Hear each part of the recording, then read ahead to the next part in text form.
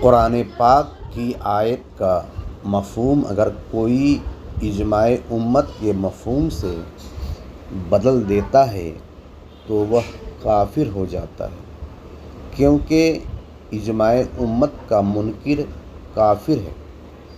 قرآن پاک میں خاتم النبیین کا مفہوم کل امت مسلمہ نے آخری نبی لیا ہے، حتیٰ کہ کل مفسرین علماء دیوبند نے بھی اس کا مفہوم آخری نبی ہی لیا ہے۔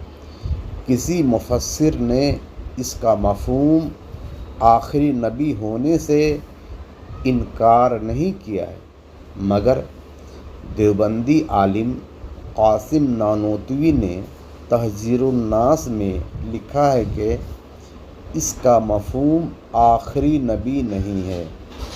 اس پر ایک مثال بھی پیش کیا ہے کہ محمد صلی اللہ علیہ وسلم کے بعد بالفرض اگر کوئی نبی آتا بھی ہے تو یہ خاتم النبیین کے برخلاف نہیں مانا جائے گا، کیونکہ خاتم النبیین کا مفہوم آخری نبی نہیں ہے۔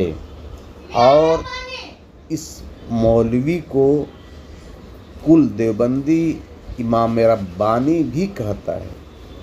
جب یہ مفہوم علماء حرمین شریفین کے سامنے پیش کیا گیا تو انہوں نے اس شخص کی تکفیر فرمایا اور حکم دیا کہ جو اس کو کافر نہ مانے گا وہ بھی کافر ہو جائے گا۔